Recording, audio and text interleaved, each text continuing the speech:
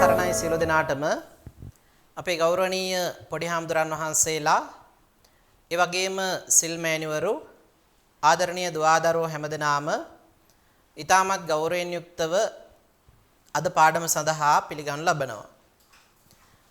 ශ්‍රී ලංකා ප්‍රාචීන භාෂෝපකාර සමාගමත් ඒ වගේම DP Education අධ්‍යාපන ආයතනයත් සහ සම්බන්ධතාවයෙන් යුක්තව ප්‍රාචීන අධ්‍යාපනයේ ප්‍රගමනයේ උදෙසා ඉදිරිපත් කරන ලබන ඒ සුවිශේෂී වූ පාඩම් මාලාවේ තවත් පාඩමක් සමග සම්බන්ධ වෙන්නයි ඔබ අපි සූදානම් වෙන්නේ බලාපොරොත්තු වෙන්නේ. ශ්‍රී ලංකා ප්‍රාචීන භාෂෝපකාර සමාගම මගින් පවත්වනු ලබන ප්‍රාචීන පඬිත උපාධි අවසාන පරීක්ෂණයට නියමිත පාලි විෂයේ පළමු ප්‍රශ්න පත්‍රය එසේත් නැතිනම් නිර්දිෂ්ඨ ග්‍රන්ථ යටතේ ඉදිරිපත් වෙන අභිධම්මත්ත සංගහ නම් වූ කෘතියට අදාළව සාකච්ඡා කෙරෙන 32 වන පාඩම සමග ඒකාත්මික වෙන්නටයි ඔබ සූදානම් වෙලා ඉන්නේ. මීට පෙර සිද්ධ කරන ලද පාඩම් වලදී ඔබ අභිධම්මත්ත සංගහයේ අර්ථ පිළිබඳව ඒ වගේම එහි අන්තර්ගතය පිළිබඳව අපි මේ වෙනකොට අභිධම්මත්ත සංග්‍රහයේ කෘතියෙන් භාගයකට වඩා වැඩි ප්‍රමාණයක් සාකච්ඡා කරලා අවසන් කරලා පරිච්ඡේද 9කින් සමන්විත වූ මේ පරිච්ඡේදයේ පස්වන පරිච්ඡේදය හමාර කරලා අපි 6 වෙනි පරිච්ඡේදයට යොමු වෙලා ඉන්න අවස්ථාව. තෙවැනි අවස්ථාවක අපි පහුගිය පාඩමේදී සාකච්ඡා කොට අවසන් කරපු තැන් සිට අද දවසේදී අපේ පාඩම ඉදිරියට සංවිධානය කරලා තියෙනවා. එhmenan අපි කාල වේලා ගන්නේ නැතිව අද පාඩම සමග සම්බන්ධ වෙමු. 32 වන පාඩම අභිධම්මත්ත සංග්‍රහය. අද අපිට සාකච්ඡා කරන්න තියෙන්නේ 7 වන ගාථාවේ සිට ඉදිරියට ඇති ගාථා සහ ඒ වගේම පාලි පාඨ උද්ෘතයන් කිහිපයක් සම්බන්ධයෙන් අපි පාඩමට යොමු වුණොත් එහෙම 7 සහ 8 කියන ඊටමත් කෙටි ඡේද දෙකක් අපිට හමු වෙන්නේ 7 වෙනි ඡේදය සහ 8 වෙනි ඡේදයේ හැටියට අපි බලමු මුලින්ම මේ පාඨයන්හි අන්වය සකස් කරගෙන ඉන් අනතුරුව එහි අර්ථ පිළිබඳව අපි අවධානය යොමු කරමු. මුලින්ම ගත්තහම අපි කියවලා ඉදමු ඉත්තත්තං පුරිසත්තං භාව රූපං නාම හදය වත්තු හදය රූපං නාම ජීවිතින්ද්‍රයන් ජීවිත රූප නාම. එතකොට මීට පෙර පාඩමේදී ඔබට ඔබේ අවධානය යොමු කරන්න ඕන ඒ පාඩමේදී අපි සාකච්ඡා කළ අපේ පොඩි හාමුදුරුවන්ට ඒ වගේම සිල් මෑණිවරුන්ට දරුවන්ට මතක ඇති රූප සම්බන්ධයෙන් නැත්නම් රූප පරමාර්ථය අභිධර්මයේදී ඉගෙනවෙන චිත්ත චෛතසික රූප සහ නිබ්බාන කියන පරමාර්ථ හතර අතුරින් චිත්තචෛතසික ධර්මයන් පිළිබඳව අපි මුල් පරිච්ඡේද පහේදී සාකච්ඡා කරලා ඉන් අනතුරුව ඊළඟ පරිච්ඡේදයට යනකොට අපි රූප පරිච්ඡේදය ආරම්භ කරන්ත රූප පරමාර්ථය සම්බන්ධයෙන් අධ්‍යයනය කරන්න පටන් ගත්තා. එතකොට එහිදී ඒ රූප කලාප 28 පොදුවේ ගත්තාම රූප කලාප 28ක් තියෙනවා. ඒ රූප 28 11 සදෑරුම් වන බව අපි මුල් අවස්ථාවේදී නැත්නම් පහුගිය පාඩමේදී අපි ඉගෙන ගත්තා. එතකොට ඒ හා සම්බන්ධ තවත් කරුණු කීපයක් තමයි මෙතනදී සාකච්ඡා කරන්නේ. මෙතන තවත් ප්‍රභේද 3ක් ගැන කතා කරනවා. ඊටමත් කෙටි ඡේද වුණාට වචන 3න් 4න් නිමාවට පත්වන මෙතන කරුණු කීපයක් සාකච්ඡා කරන ප්‍රභේද 3ක් මෙතන ඉදිරිපත් වෙලා තියෙනවා. හරි අපි බලමු පළවෙනි කාරණාව ඉත්තත්තං පුරිසත්තං භාව රූපං නාම. ඒ කොටස ගත්තොත් එහෙම මේකේ අන්වය ලොකු ගැටලුවක් නැහැ. ඉත්තත්තං කියන පළවෙනි වචනය පුරිසත්තං දෙවෙනි වචනය භාව රූපං තුන්වෙනි වචනය විදිහට අපි ගමු නාම හතරවෙනි වචනේ විදිහට අපිට ගන්න පුළුවන් එක ප්‍රභේදයක් හැටියට. එතකොට මොකද්ද මේ ප්‍රභේදය? අභිධර්මයේදී ඉගැන්වෙනවා ස්ත්‍රී භාව. ස්ත්‍රී භාව ස්ත්‍රී භාවය හා ඒ වගේම පුරුෂ භාවය. ස්ත්‍රී භාවය හා පුරුෂ භාවය. ස්ත්‍රීත්වය හා පුරුෂත්වය කියලා එක පැත්තකින් මේක ගන්න පුළුවන්. එතකොට පුද්ගලෙක් හඳුනා ගැනීමේදී අපිට පුළුවන් ඔහු ස්ත්‍රියක්ද පුරුෂයෙක්ද කියලා වෙන් කරලා දක්වන්න. එතකොට අන්න ඒ කාරණාව තමයි මෙතනදී ඉත්තත්තං ස්ත්‍රීත්වය සහ පුරිසත්තං පුරුෂත්වය කියන කාරණා දෙක වෙන් වශයෙන් අරගෙන ඒවා භාව රූප නමින් තමයි අභිධර්මයේදී හඳුනාගන්නේ. එහෙනම් ස්ත්‍රීත්වය සහ පුරිසත්වය කියන කාරණා දෙක භාව රූප ලෙස අභිධර්මයේදී සාකච්ඡා කරනවා. පැහැදිලි.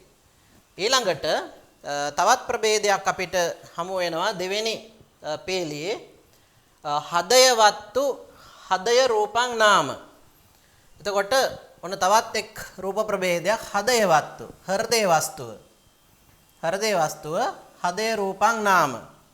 හෘදය නැත්නම් හදය රූප නමින් හැඳින්වනවා හෘදේ වස්තුව හැඳින්වීම සඳහා. ඔන්න තවත් එක රූපයක්. ඊළඟට ජීවිතේන්ද්‍රයන් ජීවිත රූපං නාම. ජීවිතේන්ද්‍රය නැත්නම් මේ පැවැත්ම ජීවය පුද්ගලයා තුළ පවත්නා ඒ ජීවන පැවැත්ම මෙතනදී ජීවිතේන්ද්‍රය රූපයේ හැටියට රූපේ තවත් ප්‍රභේදයක් හැටියට ඉදිරිපත් වෙනවා. දැන් මේක පැහැදිලි කරනවා ජීවිතේන්ද්‍රයන් කියන කාරණාව ගත්තොත් එහෙම උත්පල ආදියට දණ්ඩගත ජලයක් මෙන් තමා විද්‍යමාන ශනේහි සහජාත කර්මජ රූප පරිපාලනයේහි ආධිපත්‍ය කරන ජීවිතේන්ද්‍රය තෙමේ ජීවිත රූපං නාම. ජීවිත රූප නම් වේ. දීර්ඝ වශයෙන් විස්තරයක් කරනවා. එතකොට උත්පල ආදී කියන්නේ දියේ පිපෙන මල් ආදියට ඒ මල් දණ්ඩ සකස් වෙලා තියෙන ජලය වගේ Taman හටගත් මොහොතේ හටගත් සහජාත කියන හටගත් කර්මජ රූප ඒ කර්ම රූප පරිපාලනය කිරීමේ ආධිපත්‍ය දරන නිසා ඒ ජීවිතයට නැත්තම්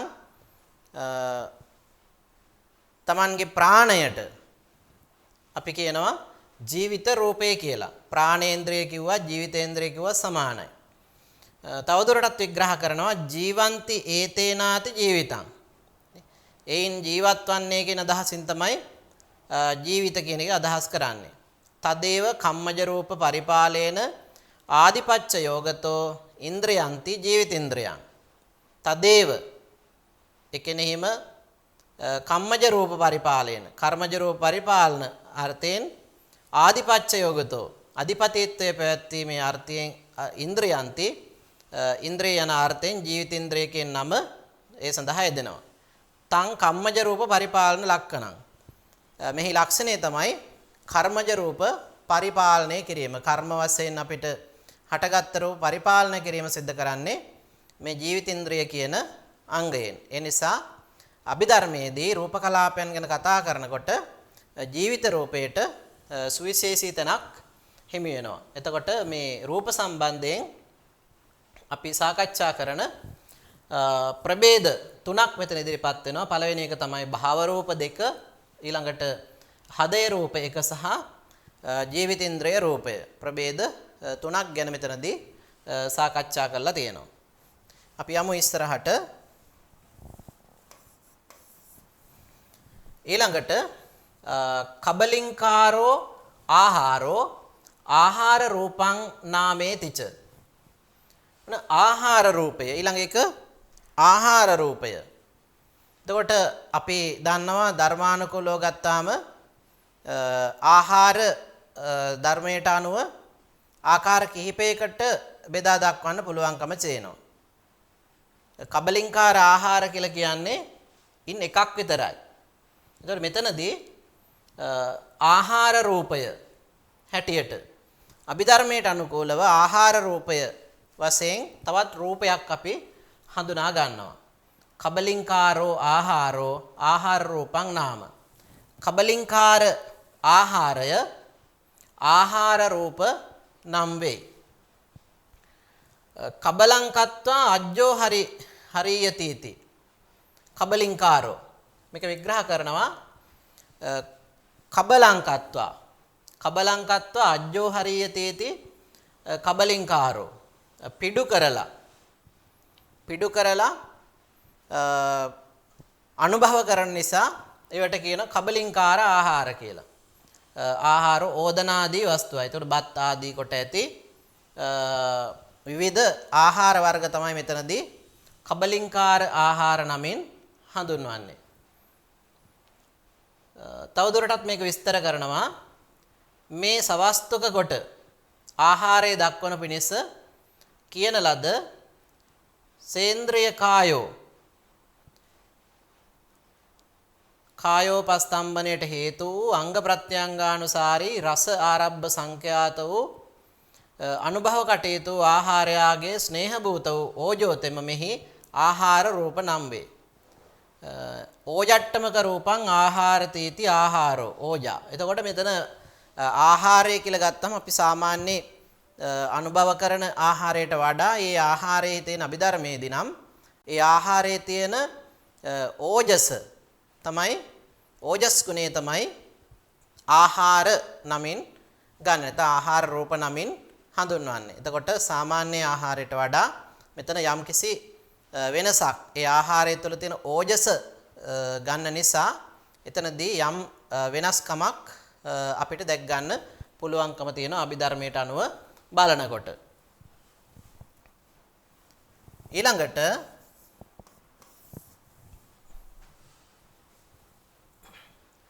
අට්ඨාරස විදම්පේතං රූපං සභාව රූපං සලක්කන රූපං නිප්පන්න රූපං රූප රූපං සම්මසන රූපන්තිච සංකං ගච්ඡති. හරි. අපි බලමු මෙතන දැන් තවත් විග්‍රහයකදී පැහැදිලි කරනවා මේ රූපයේ අටවැදෑරුම් ભેදයක් පිළිබඳව. අටලොස් වැදෑරුම් ભેදයක් පිළිබඳව. නැත්නම් 18ක් රූපය ආකාර 18කට විග්‍රහ වෙනවා. අටලොස් වැදෑරුම් ප්‍රභේදයක් පිළිබඳව. අපි බලමු මොකද්ද කියන්නේ කියලා. අට්ඨාරස විදම්පේතං රූපං සභාව රූපං සලක්කන රූපං නිප්පන්න රූපං රූප රූපං සම්මසන රූපන්තිච සංකං ගච්ඡති. අට්ඨාරස විදම්පි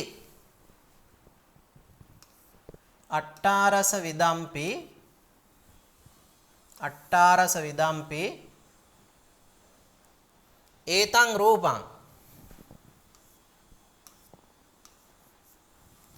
අට්ඨාරස විදම්පි ඒතං රූපං සභාව රූපං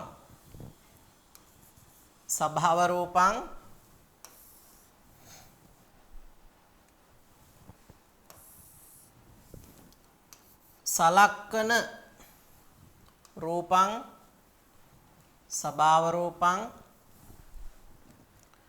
සලක්කන රූපං ඒ වගේම නිප්පන්න රූපං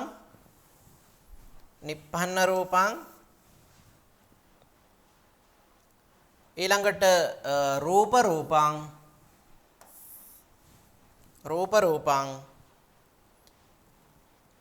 ඊළඟ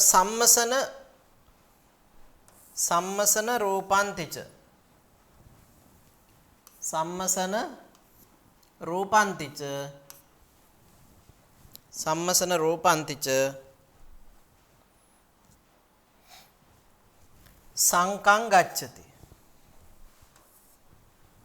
සංකං ගච්ඡති. අපිට මෙතනදී මේ රූපයේ ප්‍රභේද කිහිපයක් පිළිබඳව කිරණ සාකච්ඡාවක් හැටියට මේ අංක 10 මගින් ඉදිරිපත් වන ඡේදය හඳුනා ගන්න පුළුවන්. බලමු. අට්ඨාරස විදම්පි කියන්නේ 18 වැදෑරුම් වූ 18 වැදෑරුම් වූ තොර පඨවි ආපෝ තේජෝ ආදී ධාතු වශයෙන් 18 වැදෑරුම් ආකාර 18කට වෙන් කරන්න පුළුවන් වන ඒතං රූපං මේ රූපය සභාව රූපං ස්වභාවයෙන් ලැබෙන හේයින් ස්වභාව රූප කියලා හඳුන්වනවා. ඒ වගේම සලක්කන රූපං විවිධ විශේෂයෙන් උපාද ටිති භංග ආදී වශයෙන් ගත්තාම, ඒ වගේම අනිත්‍ය දුක්ඛ අනාත්ම ආදී වශයෙන් ගත්තාම විවිධ ලක්ෂණ වලින් සමන්විතයි රූපය. ඒ නිසා ඒවා හඳුන්වනවා සලක්කන රූපං කියලා. නැත්නම් ලක්කන රූප හැටියට හඳුන්වනවා. ඒ වගේම නිප්පන්න රූපං නිෂ්පන්න රූප. නිෂ්පන්න රූප කියන අදහස් කරන්නේ පරිච්ඡේදාදී ස්වභාවයක් නැතිව තමන්ගේ ස්වභාවයෙන්ම කර්මයේ ප්‍රත්‍ය කොටගෙන නිෂ්පන්න වෙච්ච නිසා, නිර්මාණය වෙච්ච නිසා, හටගත් නිසා ඒවා හඳුන්වනවා නිප්පන්න රූප නැත්නම් නිෂ්පන්න රූප විදියට. ඒ වගේම රූප රූපං රූප ස්වභාවයේ ඇති නිසා, දැන් රූප කියන එක විස්තර කරන රුප්පතිති රූපං නේ, වෙනස් වන ස්වභාවයේ ඇති හේයින් රූප කියලා කියනවා. ඒ නිසා මෙතන රූප රූපං රූප වෙනස් වන ස්වභාවය ඇති නිසා, නැත්නම් රූප ස්වභාවය ඇති නිසා රූප රූපං නමින් හඳුන්වනවා. රූප ඊළඟට සම්මසන රූපන්තිච. සම්මසන රූපං කියන එක අදහස් කරන්නේ සම්මර්ෂණයට, දැකීමට, විමර්ශනයට සුදුසු හේයින්, දැකීමට විමර්ශනය කිරීමට සුදුසු හේයින්.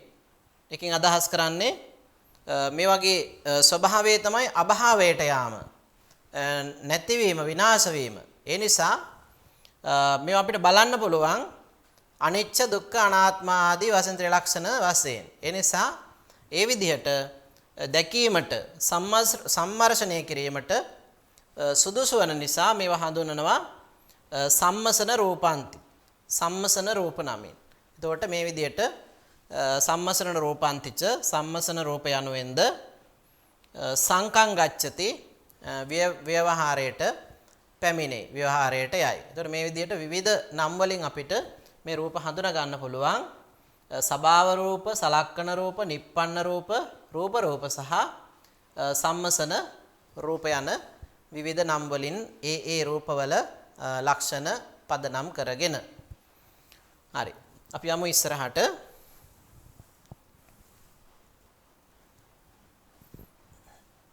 ඊළඟට ආකාශ ධාතු පරිච්ඡේද රූපං නාම. ඔන්න තවත් එක ප්‍රභේදයක් ගැන තමයි 11 වෙනි කෙටි ඡේදයෙන් පැහැදිලි කරන්නේ. ඒ වගේම කාය විඤ්ඤාති, වචී විඤ්ඤාති, විඤ්ඤාති රූපං නාම. දෙවෙන කාරණාව. පළවෙනි එක ගත්තොත් එහෙම ආකාශ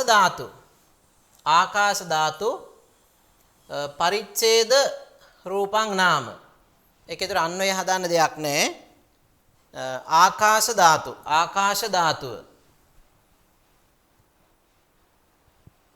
ආකාශ ධාතුව පරිච්ඡේද රූප නමින් හඳුන්වනවා. දැන් ඒක විස්තර කරනවා කර්මාදී එකී ප්‍රත්‍යයෙන් සමුත්ථිත වූ චක්සුර දසකාදී කලාපයන් කලාපාන්තරය හා සංකර නොවන හේයින් පිරිසිඳනා ස්වභාවය වූ ආකාශ ධාතුවම පරිච්ඡේද රූපං නාම. එතකොට මේ ආකාශ ධාතුව තමයි පරිච්ඡේද රූපේ හැටියට හඳුන්වලා තියෙන්නේ අභිධර්මයේදී. ඒ වගේම විඤ්ඤාති රූප දෙකක් පිළිබඳව අභිධර්මයේදී සාකච්ඡා කරනවා. ඒ තමයි කාය විඤ්ඤාති සහ වචී විඤ්ඤාති කියන දෙක පිළිබඳව. ඒතර කාය විඤ්ඤාති කියන එක ගත්තොත් එහෙම අභික්‍රම ප්‍රතික්‍රමාදී ජනක චිත්තජ වායු ධාතුවේ රූපස්තම්භ චලන ධාරණ කෘත්‍යයට සහකාරී කාරණ වූ වායු ධාත්වාදික චිත්තජ මහා භූතයන්ගේ ආකාර විශේෂය කියන ලද කාය විඤ්ඤාප්ති වචී විඤ්ඤාති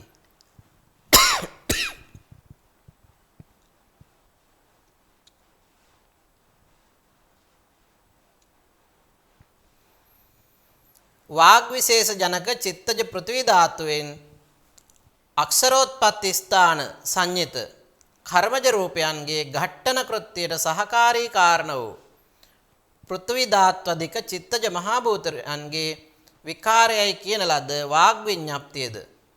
එතකොට විඤ්ඤාති රූපං නාම විඤ්ඤාති රූප නම් වේ. ඔය විදිහට දීර්ඝ වශයෙන් මේ විඤ්ඤාති රූප දෙක පිළිබඳව දැන් කාය විඤ්ඤාති කයේ පවත්නා ශක්්‍යතාව සහ වචී විඤ්ඤාති වචනේ පවත්නා ශක්්‍යතාව කියන අදහස මේකට අපිට ගන්න පුළුවන් විඤ්ඤාප්තිය කියන අදහසෙන්. එතකොට කාය විඤ්ඤාති සහ වචී විඤ්ඤාති නමින් අපිට මේ විඤ්ඤාති රූප දෙක අභිධර්මයේදී හඳුනා ගන්න පුළුවන් විඤ්ඤාති රූප කියන කාණ්ඩයේ යටතේ.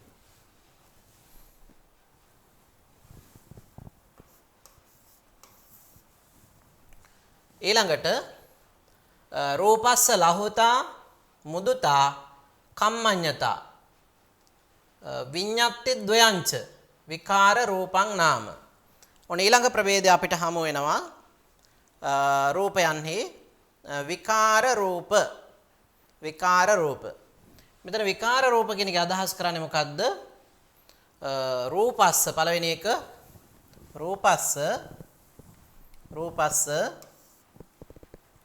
ලහුතා මුදුතා කම්මඤ්ඤතා ලහුතා මුදුතා කම්මඤ්ඤතා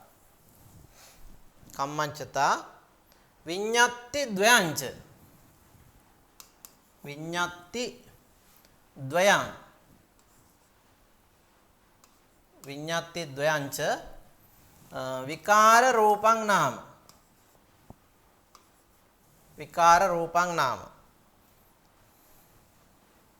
විඤ්ඤාති ද්වයංච විකාර රූපං නාම. දැන් බලන්න මේකේ විකාර රූප හඳුන්වනවා රූපස්ස ලහුතා. එතකොට රූපයේ පවත්නා ලහුතාව නැත්නම් ලුහු ස්වභාවය. ඊළඟට රූපස මුදුතා රූපේ පවත්න සැහැල්ලු බව. දැඩි ගතියෙන් තොර බව. ලහුතා සැහැල්ලු බව, මුදුතා දෘಢ ස්වභාවයෙන් තොර බව, සියුම් බව, මෘදු බව. ඒ වගේම කම්මඤ්ඤතා කර්මන්නේ බව. කම්මඤ්ඤතා කියලා කියන්නේ කර්මන්නේ බව නැත්නම් ක්‍රියාවට අනුකූල බව. ඒ වගේම මේ කියන කරුණු තුන එහෙනම් ලහුතා මුදුතා කම්මඤ්ඤතා කියන කරුණු තුනයි ඊට අමතරව විඤ්ඤාති ද්වයංච කියලා කිව්වේ කාය විඤ්ඤාති සහ වචී විඤ්ඤාති යනුවෙන් අපි මීට පෙර විඤ්ඤාති රූපය යටතේ ඉගෙන ගන්නා ලද කාරණා දෙක. එහෙනම් ලහුතා මුදුතා කම්මඤ්ඤතා කාය විඤ්ඤාති සහ වචී විඤ්ඤාති කියන මේ කරුණු පහ නැත්නම් ඒ රූප පහ එකතු කරලා අරගෙන හඳුන්වනවා විකාර රූප කියලා. ඒකට හේතුව තමයි මේ රූපයන් පඨවි ආපෝ තේජෝ ආදී ඒ වායෝ ආදී කොට ඇති ඒ මහා භූත රූප නිසා වෙනසක් බවට පත් වෙන වෙනස් භාවයට පත් වෙනවා විකාරත්වයට පත් වෙනවා. විකාර කියන එක අදහස වෙනස් වෙන කියන එකයි. එතකොට ඒ විදිහට වෙනස් වෙන නිසා ඒවා විකාර රූප නමින් අභිධර්මයේදී හඳුන්වලා තියෙනවා. හරි. අපි යමු ඉස්සරහට.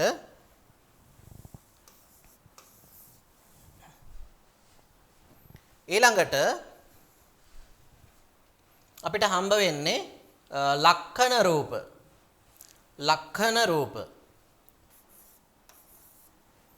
ලක්ෂණ රූප. එතකොට අපිට ලක්ෂණ රූප හතරක්. ලක්ෂණ රූප හතරක් අපිට හඳුනා ගන්න පුළුවන්. රූපස්ස උපචයෝ සන්තති ජරතා අනිච්චතා ලක්ෂණ රූපං නාම. අර්ථය ඊටමත් පැහැදිලි. රූපස්ස උපචයෝ රූපස්ස රූපයේ උපචයෝ උපචය කියන එකෙන් අදහස් කරන්නේ මෙතන විස්තර කරනවා දීර්ඝ වශයෙන් බලන්න. නදී තීරයේහි කත කූපයාගේ ඒ කියන්නේ ගංගා තීරයක නැත්නම් ගම් යුරක කනින ලද ලිඳක උදකෝද්ගමණයෙන් පරිපූර්ණතාවයෙන් අනිවාර්යෙන් ඒ ජලයෙන් පරිපූර්ණත්වයට පත් වෙනවා ඒ ලිඳ. ඒ වගේ උප්පද්‍යමාන අර්ධේකාදස රූපායතනයන්ගේ ඒ විදිහට උපදින රූපායතනයන්හි මතුමත්තේහි උප්පත්ති වශයෙන් අනාගතේහි උප්පත්ති වශයෙන් අභිවෘද්ධියයි කියන ලද නිසා උපචය කියන නමින් මේ රූප හඳුන්වනවා. කියන්නේ අනිවාර්යෙන් රූප කලාප උපදිනවා කියන අදහසින්. මොන ඒ අදහසින් උපචය නමින් හැඳින්වෙනවා. ඊළඟට සන්තති දෙවන කාරණාව. සන්තති. එතකොට මේ සාමාන්‍ය රූපයක ස්වභාවය තමයි රූප කලාප වශයෙන් පිහිටන්නේ. කලාප වශයෙන් තමයි පිහිටන්නේ. එකක් තනියම පිහිටන්නේ නැහැ. ඒ නිසා පරිපූර්ණ ඒකත් අර උදාහරණ සම්බන්ධ කරලා කියනවා. පරිපූර්ණ කූපයෙන් ඉතිරි උදකයාගේ බහිර්ගමනයක් මෙන් උක්ත ක්‍රමයෙන් උපචිත රූපයන්ගේ පුනරාණු ප්‍රබන්ධෝත්පත්ති වශයෙන් ප්‍රවෘත්තියයි කියන ලද සන්තතියද. එතකොට මේ අර ජලය එකිනෙකට සම්බන්ධ වෙලා තියෙනවා වගේ මේ රූපයනොත් රූප කලාපත් එකිනෙකට සම්බන්ධයි. සමූහයක් විදිහට තමයි පවතින්නේ, සන්තතියක් විදිහට තමයි පවතින්නේ. ඒ නිසා මේවා හැඳින්වීම සඳහා විශේෂ නාමයක් භාවිත කරනවා සන්තති කියන නමින්. සන්තති. ඊළඟට ජරතා තුන්වෙනි කාරණාව. ජරතා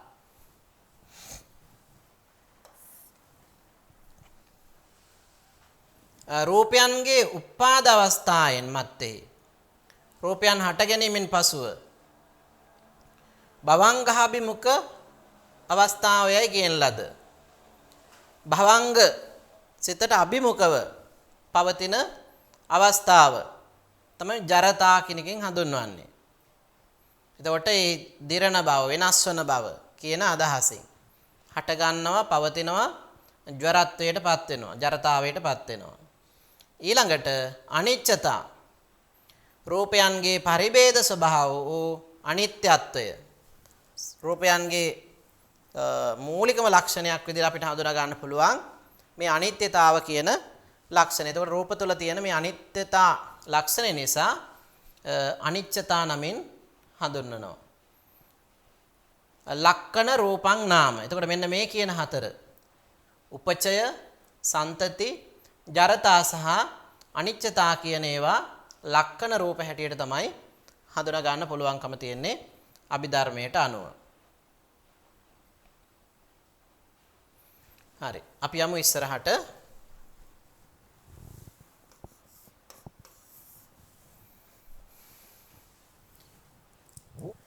ජාති රූපමේව පනෙත්ත උපචය සන්තති නාමේන පවුච්චති.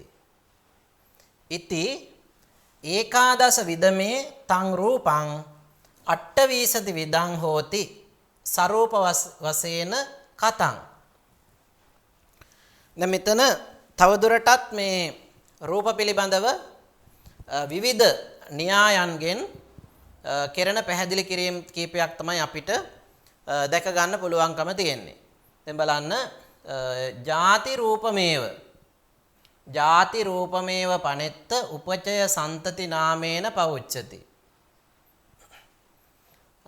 එත්ත පන දැන් මෙතන පනෙත්ත කියන එක පන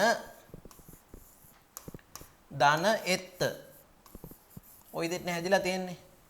එහෙනම් මෙතන තියෙන මේ එත්ත කියන වචනේ අංක 1ට අරගෙන පන කියන වචනේ දෙවෙනියට අරගෙන එත්ත පන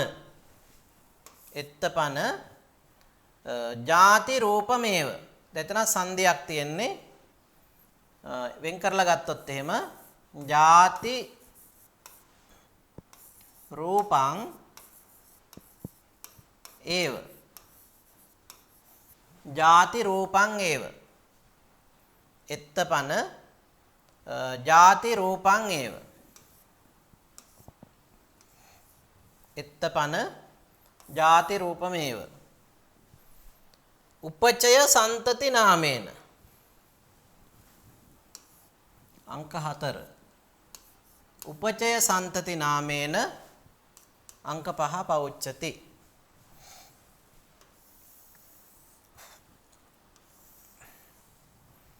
එත්තපන මෙහි වනාහි නැත්නම් මේ රූප කාණ්ඩේ නැත්නම් රූප සංග්‍රහයෙහි වනාහි ಜಾති රූපමේව ಜಾති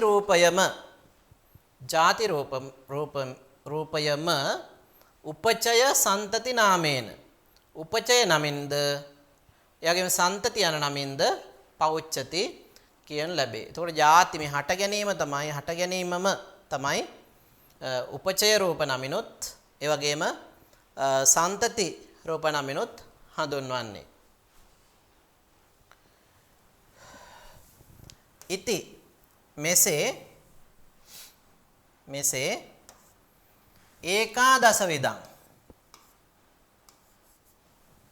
ඒකාදස විදං ඒකං රූපං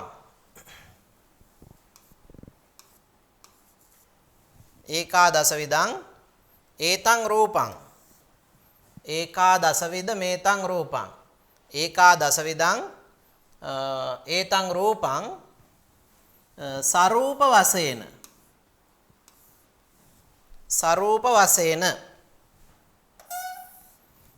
වශයෙන් අට්ඨවීසති විදං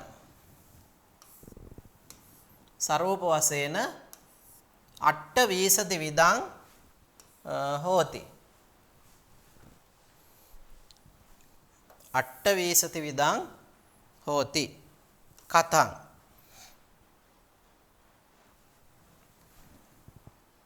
අංක 7. එතකොට මේකදී තවදුරටත් මේ පිළිබඳව කරන විග්‍රහයක් අපිට හඳුනා ගන්න පුළුවන්. එත්තපන මෙහි වනාහි ಜಾති රූපමේව ಜಾති රූපයම උපචය සන්තති නාමේන උපචය හා සන්තති යන නමින් පවුච්චති හඳුන්වනු ලැබේ නැත්නම් කියනු ලැබේ. ඉති මෙසේ ඒකාදස විදං 11 වැදෑරුම් වූ ඒතං රූපං මේ රූපය සරූප වශයෙන් ස්වභාව වශයෙන් ස්වરૂප වශයෙන් අට්ඨවීසති විදං හෝති. 28 වැදෑරුම් වෙනවා. මම මුලිනුත් කිව්වා මේ රූපය කොටස් 28කට රූප 28ක් පිළිබඳව අභිධර්මයේදී ඉගැන්වෙනවා. කතං කෙසේද? ඒ කොහොමද කියලා ඉදිරියේදී විග්‍රහ කරනවා. අපි බලමු. භූතප්පසාද විෂයා භාවෝ හදය මිච්ඡපි. භූතප්පසාද විෂයා භාවෝ හදය මිච්ඡපි. ජීවිතාහාර රූපේහි අට්ඨාරස විදං තථා පරිච්ඡේදෝච විඤ්ඤාති විකාරෝ ලක්කනන්තිච අනිප්පන්නා දසචේති අට්ඨවීස විදං භවේ අයමෙත්ත රූපුද්දේශෝ. දැන් ඔන්න එතනදී අපිට පැහැදිලි කරනවා කොහොමද මේ රූප 28 නිර්මාණය වෙන්නේ. අපි බලමු භූත නෙක භූත ඊළඟට පසාද දෙක භූත පසාද ඊළඟට විසයා අංක 3 භූත පසාද විසයා ඊළඟට භාවෝ 4 භාවෝ හදය මිච්ඡපි 5 හදය මිච්ඡපි හදය රූප කියන එක ජීවිතාහාර රූපේ ජීවිත අංක 6 ආහාර අංක 7 ආහාර රූපේ ජීවිතාහාර රූපේ හදය මිච්ඡපි ජීවිතාහාර රූපේහි අට්ඨාරස විදං අට්ඨාරස විදං අට්ඨාරස විදං අංක 8 අට්ඨාරස විදං තථා නවය තථා පරිච්ඡේදෝච විඤ්ඤාතිච 10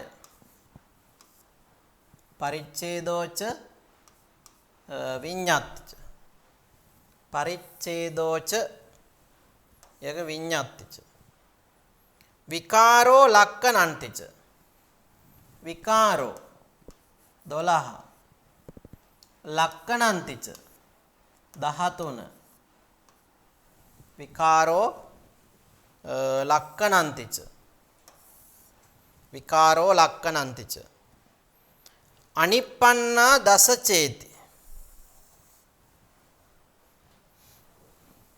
14 අනිප්පන්නා දස චේති අට්ඨවීස විදං භවේ 15 අට්ඨවීස විදං භවේ එත්ත අයං රූප උද්දේශෝ එතකොට අපිට මෙන්න මේ විදියට එත්ත අයං රූප උද්දේශෝ අපිට මේ විදියට මෙන්න මේක මේ ගාතාව ගාථා දෙක අපිට පුළුවන් විග්‍රහ කරගන්න මුලින්ම ගත්තොත් එහෙම ඔන්න තියෙන භූත භූත කියන එක අදහස් කරන්නේ සතර මහා භූත රූප ඊළඟට ප්‍රසාද රූප 5 ඊළඟට විෂය රූප ඊළඟට භාව රූප ඊළඟට හදය රූප ඊළඟට ජීවිත රූපය ආහාර රූපය යනාදි වශයෙන් ගත්තාම එතන 18ක් රූප හඳුනා ගන්න පුළුවන්. තථා එසේම පරිච්ඡේදෝච පරිච්ඡේද රූපයද විඤ්ඤාති කාය විඤ්ඤාති වචී විඤ්ඤාති යන විඤ්ඤාති රූප දෙකද ඊළඟට විකාර රූපයන්ද ත්‍රිවිධ විකාර රූපයන්ද ලක්කනන්තිච ලක්කන රූපයන්ද අනිප්පන්න දස චේති අනිෂ්පන්න රූප 10ද යනුවෙන් ගත්තාම අට්ඨවීස විදං භවේ රූප කලාප සියල්ල නැත්නම් රූප පරමාර්ථය සමස්තයක් වශයෙන් ගත්තාම 28 වැදෑරුම් විදිහට අපිට හඳුනා ගන්න පුළුවන්. අයමෙත්ත රූප උද්දේශෝ එත්ත අයං මෙහි නැත්නම් මේ රූප පිළිබඳව විග්‍රහයෙහි රූපාධිකාරයෙහි නැත්නම් රූප පිළිබඳ විග්‍රහයෙහි අයං මේ රූපුද්දේශෝ රූපයන්ගේ උද්දේශයයි රූපයන් පිළිබඳ මූලික හැඳින්වීමයි කියලා අපිට මේක අර්ථ ගන්නවන්න පුළුවන්කම තියෙනවා. ඊළඟට සබ්බංච පනේතං රූපං අහේතුකං සප්පච්චයං සාසවං සංකතං ලෝකියං කාමාවචරං අනාරම්මනං අප්පහාතබ්බ මේ වේති ඒක විදම්පි අජ්ජත්තික බාහිර ආදී වශයෙන් බහුදා ભેදං ගච්ඡති. ඒතර මේ විදිහට මේ 820 රූපයන් පිළිබඳව නැවත නැවත විවිධ න්‍යායන් පදනම් කරගෙන මේ රූපයන් විග්‍රහ කරන ආකාරය තමයි අපිට මේ ඡේද වලින් නැත්නම් මේ 18 වෙනි ඡේදය තුලින් අපිට දැක ගන්න පුළුවන්කම තියෙන්නේ. අපි බලමු පණේතං කියන වචනේ පණ ඒතං පණ දන ඒතං කියන වචන දෙක එකතු වෙලා හැදිලා තියෙන්නේ. එහෙනම් මේකේ ඒතං කියන එක පළවෙනි වචනේ හැටියට අපි ගමු. ඒතං සබ්බංච පන රූපං. ඒතං සබ්බංච පන රූපං. ඒතං සබ්බංච පන රූපං. ඒ විදිහට තමයි අපිට මේකේ අර්ථය ගලප ගන්න ওই පිළිවෙලට තමයි ගන්න අවශ්‍ය කරන්නේ. ඒතං සබ්බංච පන රූපං අහේතුකං අංක 5 අහේතුකං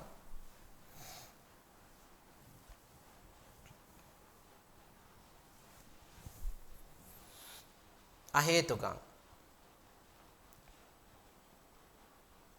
ඊළඟට සප්පච්චයං අහේතුකං සප්පච්චයං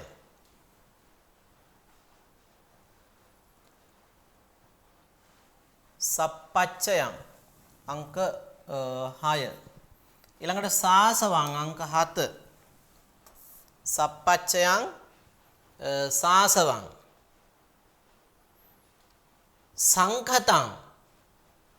සංඛතං ඒ වගේම ලෝකියං වචන දෙකක් තියෙනවා. සංඛතං ලෝකියං අපි එකක් විදිහට ගමු අංක 8 කියලා. සංඛතං ලෝකියං සංඛතං ලෝකියං. එතකොට මේකේ අර්ථය අපි ගලප ගත්තොත් එහෙම මුල් කොටසේ මේකේ ඒතං සබ්බංච පන රූපං. ඒතං සබ්බංච පන රූපං. මේ සියලු රූපය වනාහි අහේතුකං අහේතුකය. ඒ වගේම සප්පච්චයං ප්‍රත්‍ය සහිතය. සාසවං ආශ්‍රව සහිතය. සංකතං සංකතය. කියන හේතු ප්‍රත්‍ය සමவாயෙන් හටගෙන පවතින නිසා සංකත කියලා කියනවා. ඒ වගේම තව කාරණා කීපයක් විස්තර කරනවා. කාමාවචරං මේ රූප කාමාවචරයි.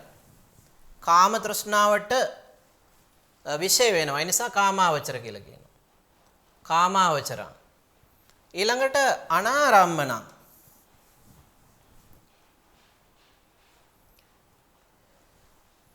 අරූප ධර්මයන් වගේ අරමුණක් ගන්න නැති නිසා අනාරම්මනං රූප අනාරම්මනයි. ඊළඟට අප්පහාතබ්බ මේ චේති අප්‍රහාතව්‍යයි. කෙලස් වගේ මේ ප්‍රහාණය කිරීමේ ලක්ෂණයකින් සමන්විත වෙන්නේ නැහැ රූප. එහෙන් ප්‍රහාණය කරන්න බෑ. කෙලස් නම් ප්‍රහාණය කරන්න පුළුවන්. එහෙම නැහැ. ඒ නිසා අප්‍රහාතව්‍යයි. ප්‍රහාණය කළ නොහැකි ලක්ෂණයෙන් යුක්තයි. අප්පහාතබ්බං යන මේ විදියට ඒක විදම්පි මේ කියන ලක්ෂණ වලින් ඒක විදම්පි ඒක විදයි. ඒ වගේම අජ්ජත්තික බාහිරාදී වශයෙන් ආධ්‍යාත්මික සහ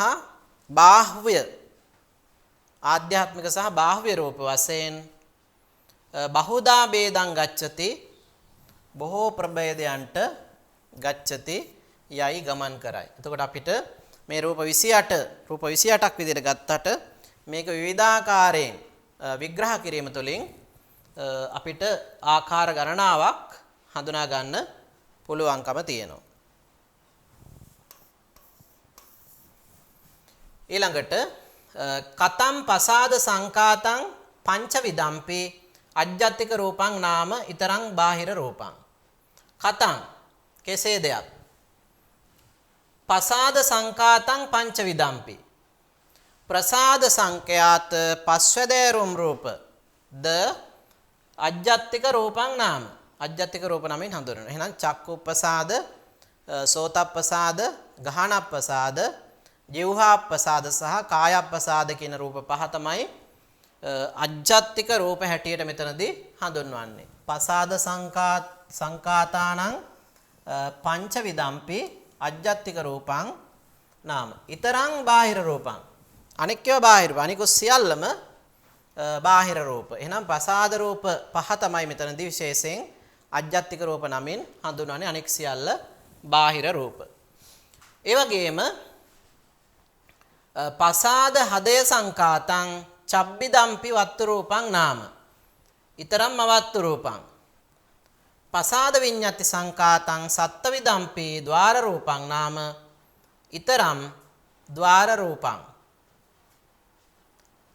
පසාද භාව ජීවිත සංකාතං අට්ඨවිදම්පි ඉන්ද්‍රිය රූපං නාම ඊතර මතින්ද්‍රිය රූපං. පසාද විසේ සංකාතං ද්වාදස විදම්පි ඕලාරික රූපං සන්තිකේ රූපං සප්පටික රූපංච ඊතරං සුකුම රූපං. දූරේ රූපං අප්පටික රූපංච. ඔන්න තවත් ආකාර කීපයෙන් කියනවා පසාද හදය සංකාතං. පසාද හදය සංකාතං.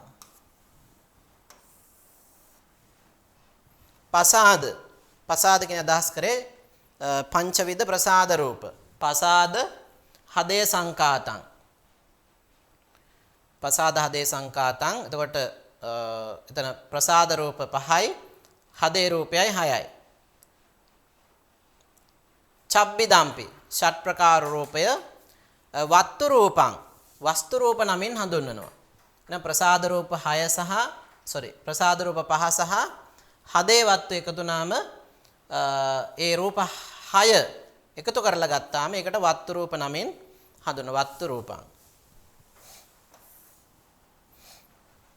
ඊතරං අවත්තු රූපං. එතකොට අනිකුත් රූප ටික 28න් ඉතිරි රූප හැඳින්වීම සඳහා එන අවත්තු රූප නැත්නම් අවස්තු රූප, වස්තු රූප සහ අවස්තු රූප නමින් කොටස් දෙකක් විදිහට මේක හඳුනා ගන්න පුළුවන්. ඊළඟට කියනවා පසාද විඤ්ඤාති සංකාතං. පසාද රූප සහ විඤ්ඤාති රූප සංඛ්‍යාත වූ සත්ත විදම්පි. ඒ රූප 7. එනම් චක්කු සෝත ගාන જીවහා කාය කියන පසාද රූප 5යි. ඊළඟට කාය විඤ්ඤාති සහ වචී විඤ්ඤාති කියන විඤ්ඤාති රූප 2යි. මෙන්න මේ කියන 7 ඒවා හඳුන්වනවා ద్వාර රූපං කියලා. ద్వාර රූප. ඊතරං අද්වාර රූපං. එහෙනම් අනෙක් ඒවා එසේ නොවන නිසා ඒවට කියනවා අද්වාර රූප කියලා. අද්වාර රූප. හරි. මේක තවදුරටත් විග්‍රහ කරනවා.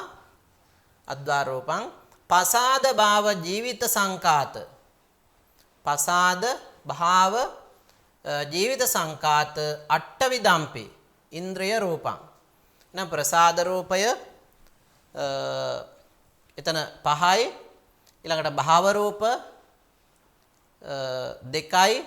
ඉත්ති භාව සහ පුරිස භාව. ඊළඟට ජීවිත රූප. එතකොට 5යි 2යි 7යි 1යි 8යි. මෙන්න මේ කියන 8 අට්ඨවිදම්පි අෂ්ට ප්‍රකාර රූප ඉන්ද්‍රිය රූපයේද. ඊතරං අනෙක් ඒවා අතින්ද්‍රිය රූප නමින් හඳුන්වනවා. ඉන්ද්‍රිය රූප සහ අනින්ද්‍රිය රූප. ඉන්ද්‍රිය නොවන රූප. ඉන්ද්‍රිය රූප සහ අනින්ද්‍රිය රූප. ඊළඟට කියනවා පසාද විසේ සංකාතං. පසාද විසේ සංකාතං ද්වාදස විදං ඕලාරික රූපං. එතකොට පසාද රූප සහ විසේ රූප එක්ව ගත්තහම 12 වැදෑරුම් රූප. එතකොට රූප 12ක් බවට පත් වෙනවා. මෙන්න මේ 12 වැදෑරුම් රූප ඕලාරික රූප නමින් හඳුන්වනවා. ඕලාරික රූප. ඒ වගේම සන්තිකේ රූපං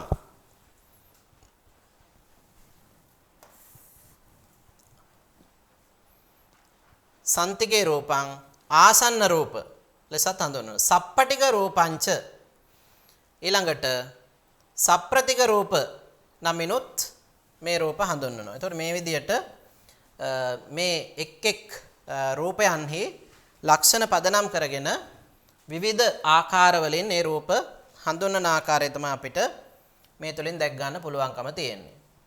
ඊළඟට කම්මජං උපාදින්න රූපං ඊතරං අනුපාදින්න රූපං රූපායතනං සනිදස්සන රූපං ඊතරං අනිදස්සන රූපං චක්කාදී ද්වයං අපත්ත වශයෙන් ගානාදිත්තයන් සම්පත්ත වශයෙන්ාති පංචවිදම්පි ගෝචරග්ගාහික රූපං නාම. ඔන්න තවත් රූප පිළිබඳව විග්‍රහයන් දෙකක් නැත්නම් ප්‍රභේද දෙකක් පිළිබඳව තමයි මෙතනදී කතා කරන්නේ. කම්මජං කර්මය පදනම් කරගෙන හටගත් කර්මජ රූප. ඒ වගේම උපාදින්න රූප තෘෂ්ණා දෘෂ්ටි ආදී උපාදානය කරගෙන හටගත් රූප. ඒවා උපාදින්න රූප නමින් හඳුන්වනවා. ඊතරං අනුපාදින්න රූපං. ඒතර කර්මජ රූප සහ ඒ රූප උපාදින්න රූප නමින් හඳුන්වනවා. කර්මයේ පදනම් කරගෙන හටගත් ඒවා. ඒන් බැහැර වූ අනිකුත් ඒවා එතකොට අනුපාදින්න රූප නමින් හඳුන්වනවා. උපාදාන නොවූ කියන අදහසින්. කර්මජ රූප සහ උපාදින්න රූප. ඊළඟට චක්කාදී ද්වයං චක්සුරාදී ප්‍රසාද රූප. ඒ වගේම අපත්ත වශයෙන් ගෝචර වශයෙන් ගාහනාදිත්තයන් ගාහන ආදී රූපත්‍රය සම්පත්ත වශයෙන් ආති සම්පත්ති වශයෙන්. එහෙනම් චක්කු සෝත කියන දෙක අපත්ත රූප හැටියටත් ඒ වගේම ගාන ජීවහා කාය කියන ඒ රූප තුන සම්පත්ත වශයෙන් සම්ප්‍රාප්ත රූප වශයෙන්ොත් පංචවිදං මේ විදිහට මේ පස් ආකාරයකින් දෙන රූපය ගෝචරග්ගාහික රූපං නාම ගෝචරග්‍රාහික රූප නමින් හඳුන්වනවා. එතකොට මේ විවිධ ක්‍රමවලට බෙදලා අභිධර්මයේදී මේ රූප කලාප විග්‍රහ කරන ආකාරය තමයි අපිට මේ විදිහට හඳුනා ගන්න පුළුවන්කම තියෙන්නේ. ඊළඟට ඊතරං අග්ගාහික රූපං වන්නෝ ගන්ධෝ රසෝ ඕජා භූත චතුක්කං චේති අට්ඨවිදම්පි අවිනිබ්බෝග රූපං ඊතරං විනිබ්බෝග රූපං. ඊතරං අග්ගාහික රූපං ඉස්සලා කිව්වා ගාහික රූප කියලා. අනෙක් ඒවා ඒ අන්‍ය වූ දේවල් අග්ගාහික රූප කියන විශේෂ නාමයෙන් හැඳින්වෙනවා. ඒ වගේම තවත් විග්‍රහයක් තියෙනවා වන්නෝ ගන්ධෝ රසෝ ඕජා. වර්ණය ගන්ධය රසය සහ ඕජාව කියන මේ කරුණු හතර. ඒ වගේම භූත චතුක්කං චේති සතර මහා භූත රූප. ඒ කියන්නේ පඨවි ආපෝ තේජෝ වායෝ කියන හතර. එතකොට වර්ණ ගන්ධ රස ඕජා කියන හතරයි. ඒ වගේම පඨවි ආපෝ තේජෝ වායෝ කියන සතර මහා භූත රූපයි. ඔක්කොම 8යි. මේ 8 එකතු කරලා අරගෙන විශේෂ නමකින් හඳුන්වන අවිනිබ්බෝග රූප කියලා. ඒතර ඒ 8 හැරුණකොට ඉතිරි රූප කලාප. ඉතිරි රූප 20 හඳුන්වන්නේ එතකොට විනිබ්බෝග රූප නමින්. ඊතරං විනිබ්බෝග රූපං. අනෙක් ඒවා විනිබ්බෝග රූප නමින් හඳුන්වනවා.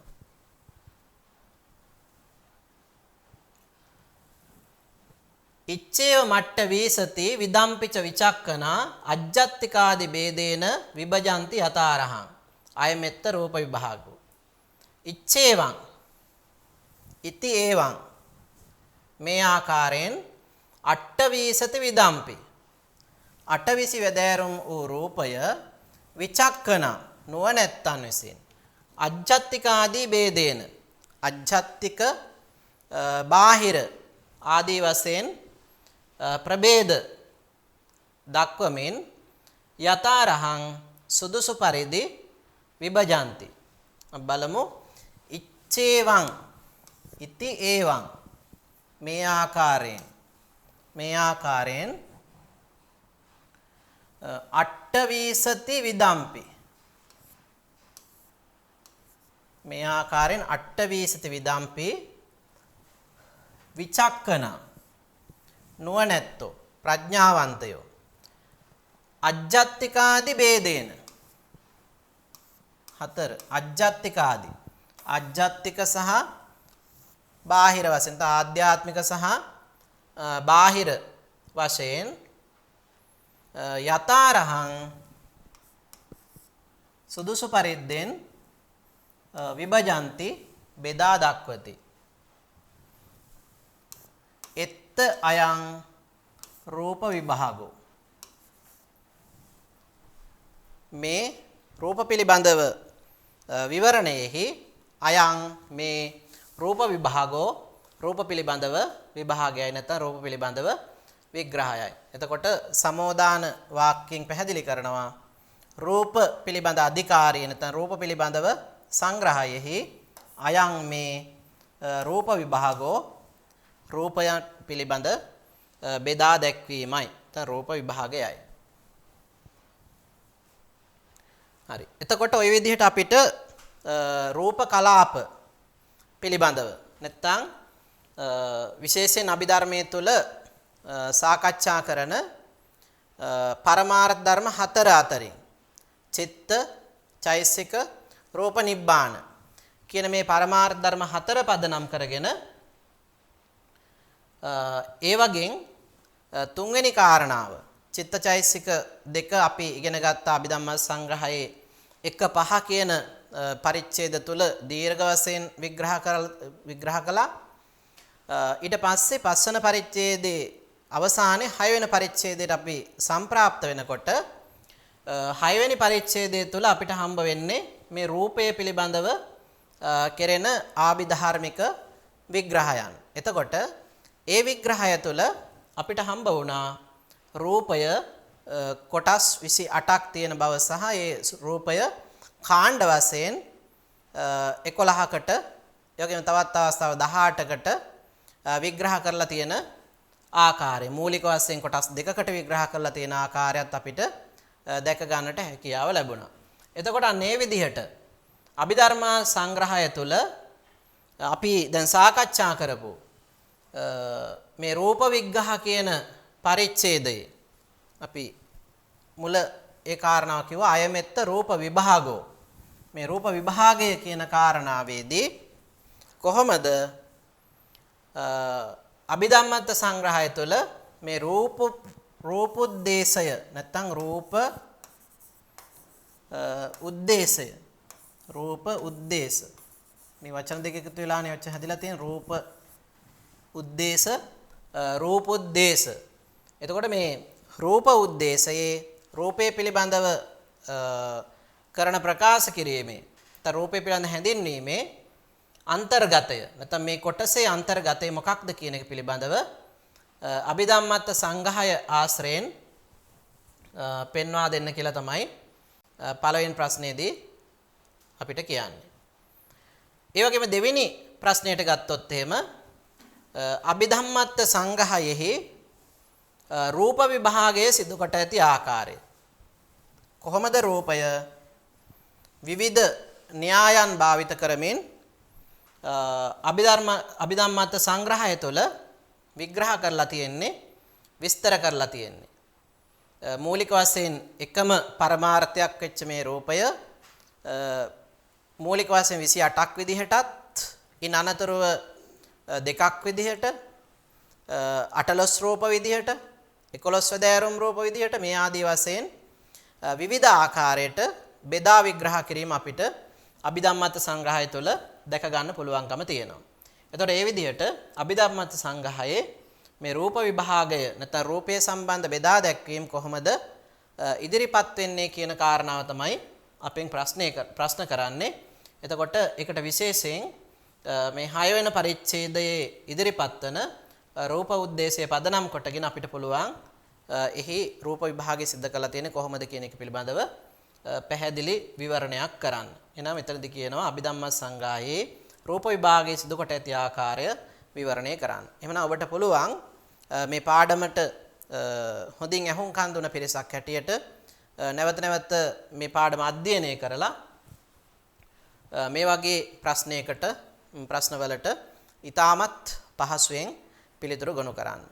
හොඳයි. එහෙමනම් අපි අද දවසට නියමිත පාඩම මෙතකින් සමාප්තියටපත් කරනවා.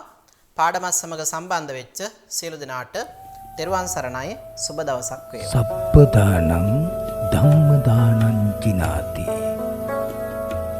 සියලු දානයන්ට වඩා ධර්ම දානය උතුම් වන්නේය යන උතුම් බුදු වදන පසක් කරමින් ප්‍රාචීන අධ්‍යාපනය ලබන සුවහසක් හාමුදුරුවන් වහන්සේලාගේ මෙහෙණින් වහන්සේලාගේ සහ දුවා දරුවන්ගේ දහම් ඇස විවර කරමින් සම්බුද්ධ ශාසනයේ චිරස්ථිතිය උදෙසා ධම්මික ෆ්‍රසිලා පෙරේරා පදනම මගින් සිදු කෙරෙන මහංගු සමාජ සත්කාරයයි DP ප්‍රාචීන අධ්‍යාපනය